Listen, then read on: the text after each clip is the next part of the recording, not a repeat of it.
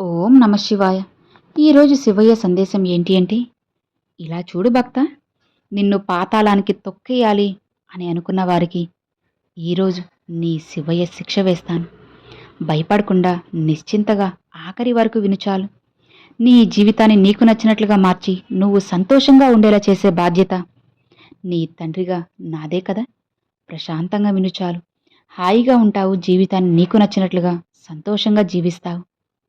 ఇదిగో, ఇప్పుడు నీ జీవితంలో ఎలాంటి ఆనందం, ప్రశాంతత ఇవేవీ లేదు కదా. నెమ్మది, సంతోషం వీటికి అసలు స్థలమే లేదు కదా. అందుకే కదా భయపడుతూ, బాధపడుతూ, కన్నీరు పెట్టుకుంటున్నావు. అవునా? ఇక నువ్వు దిగులు పడాల్సిన పని లేదు భక్త. నీకు కావలసినవన్నీ కూడా ఒక్కొక్కటిగా ఇచ్చే సమయం వచ్చేసింది. ఇన్ని రోజులు నువ్వు కోరినవి కాస్త ఆలస్యం చేశాను కదా. ఇక అవి కూడా నీ జీవితంలో రప్పించబోతున్నాను. నీ జీవితంలో నువ్వు కోరినవన్నీ చిటికెలో చెప్పాలంటే మెరుపు వేగంతో జరిగిపోతాయి.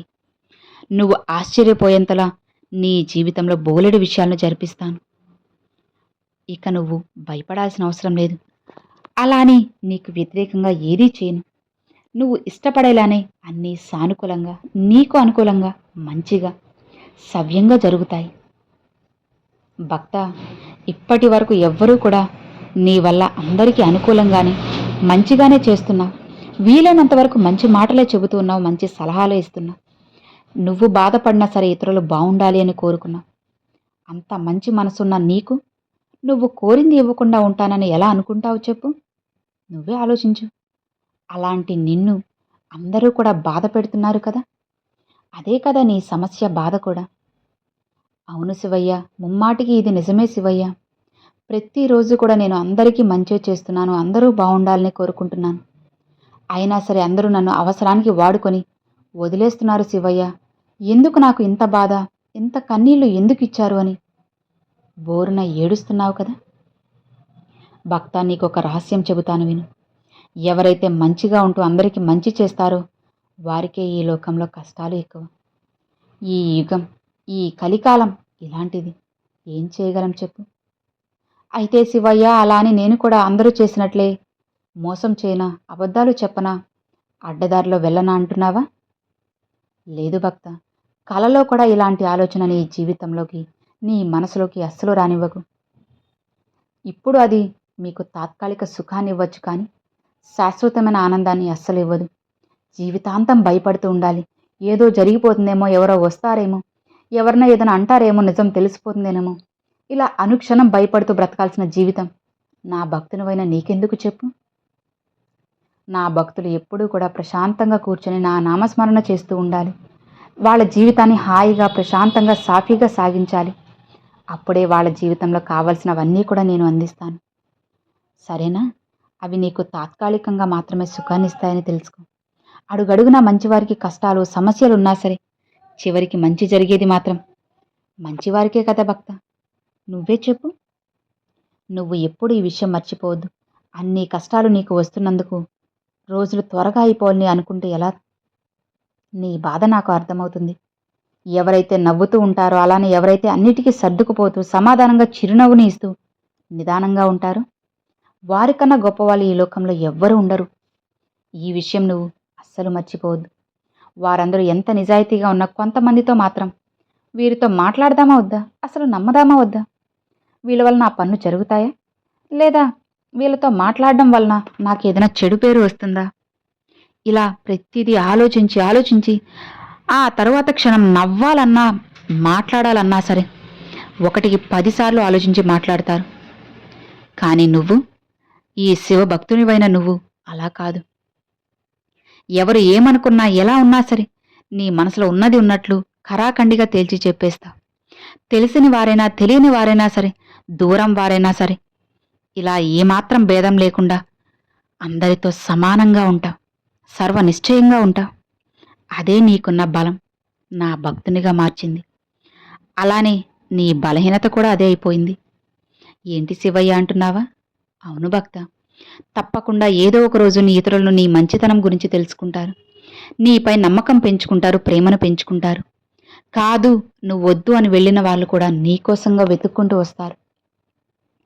నీకు ద్రోహం చేసేవాళ్ళు, మోసం చేసేవారు లేకుండా నేను చేస్తాను. నీ జీవితంలో అంతా మంచే జరుగుతుంది. ఇతరులకు నువ్వు ఏ పని చేసినా వారు మంచిగా ఉండాలనే కదా నీ ఆశ.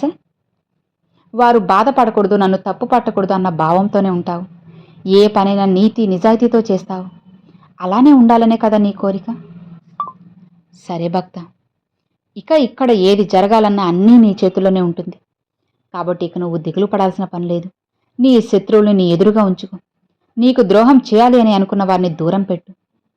శత్రువులు నీ ఎదురుగా ఉంచుకొని పని చేసుకోవచ్చు, కానీ వాళ్ల వల్ల నీకు ఎలాంటి నష్టం ఉండదు. వాళ్ళు నీకు సాయం చేయకపోయినా సరే నువ్వు జాగ్రత్తగా ఉంటావు. కానీ భక్త, ద్రోహం చేసేవారు మాత్రం నీతో మంచిగా మాట్లాడుతూనే నిన్ను ఎలా క్రిందకి తొక్కాలి, ఎలా మోసం చేయాలి, ఎలా ఇబ్బంది పెట్టాలి, బాధ పెట్టాలి అని అనుకుంటారు. అలాంటి వాళ్ళని అస్సలు నమ్మకు. అలాంటి వారితో నీకు అసలు అవసరం లేదు. కొన్నిసార్లు తెలియక తప్పు చేసినా వారి తప్పులు తెలుసుకునేలా చేస్తాను. వాళ్ళ జ్ఞానం తెలుసుకుంటే సరే, లేదా తప్పకుండా కర్మలు అనుభవించాల్సిందే. అన్నీ నేను చూసుకుంటాను కదా. నీకు అన్యాయం చేయాలనుకునే వాళ్ళకి శిక్ష వేస్తాను. అది ఎలా అయినా సరే. నాకేంటిలే అని గర్వంతో విర్రవీగే వారికి చివరికి ఏమీ కాకుండా పోతారు. అందుకే భక్త చెప్తున్నాను, గర్వం, అహంకారం పొరపాటున కూడా నీ దగ్గరకు రానివ్వకు. ఇతరులకు చెడు చేయాలనుకునే వాళ్ళు అస్సలు బాగుపడరు కూడా. అందుకే జాగ్రత్తగా గుర్తుపెట్టుకో. ఎవరి కాళ్ల దగ్గర నువ్వు జీవించాల్సిన పని లేదు. నీ పని నువ్వు చేసుకుంటూ నిశ్చింతగా ఉండు. ప్రశాంతంగా ముందుకు వెళ్ళిపో. అంతా శుభమే జరుగుతుంది. నీకు తోడుగా ఈ కైలాస శివయ్య నీకు తోడుంటాను. సర్వనిశ్చయంగా గెలుపు నీ సొంతమవుతుంది. నిశ్చింతగా ఉండు. ఎవరైతే నిన్ను ఇబ్బంది పెడుతూ ఇంకా కిందకి తొక్కాలని చూస్తున్నారో, ఇక వాళ్ళకి ఈ శివయ్య అంటే ఏంటో, ఈ శివయ్య భక్తుల్ని ఇబ్బంది పెడితే ఏం జరుగుతుందో తెలిసేలా చేస్తాను. శివయ్య నీకు తోడు ఉన్నంత వరకు ఈ లోకమే నీకు తోడుగా ఉంటుంది. 33 కోట్ల మంది దేవతలు సైతం నీకు సాయం చేస్తూనే ఉంటారు. మంచిదారిలో వెళ్ళే ప్రతి ఒక్కరికి కూడా ఆ భగవంతుడు తోడుగా సాయం చేస్తూ ఉంటాడు. ఇక నువ్వు భయపడాల్సిన అవసరం లేదు, బాధపడాల్సిన అవసరం అంతకన్నా లేదు. నిశ్చింతగా ప్రశాంతంగా ఉంటే చాలు. సంతోషంగా నువ్వు ముందుకు వెళ్ళు. నీ జీవితం నీకు నచ్చినట్లుగా హాయిగా ప్రశాంతంగా ఉంటుంది భక్త. ఈ శివయ్యని నేనే నీకు చెబుతున్నాను కదా. ఇక ఎందుకు దిగులు, భయం చెప్పు. ప్రశాంతంగా ఉండు. అన్నిటినీ జరిపించి నీకు నచ్చినట్లుగా నేను జరిపిస్తాను. హాయిగా ఉండు భక్త. ఈ లోక నాయకుడైన ఈ శివయ్య నీకు తోడు ఉండగా నువ్వు భయపడ్డంలో అర్థమేముంది చెప్పు. నా శక్తి నీకేమైనా తెలియందా? అన్నీ తెలుసు కదా. ఇక నిశ్చింతగా ఉండు. అన్నిటినీ సవ్యంగా సరిచేసి నీ జీవితాన్ని నీకు నచ్చినట్లుగా మారుస్తాను. ప్రశాంతంగా ఉండు భక్త అని ఈరోజు శివయ్య ఈ సందేశాన్ని పంపారండి. సో విన్నారు కదండి, ఈరోజు శివయ్య పంపిన ఈ సందేశం మీ అందరికి నచ్చింది, అర్థమైంది అనుకుంటున్నాను.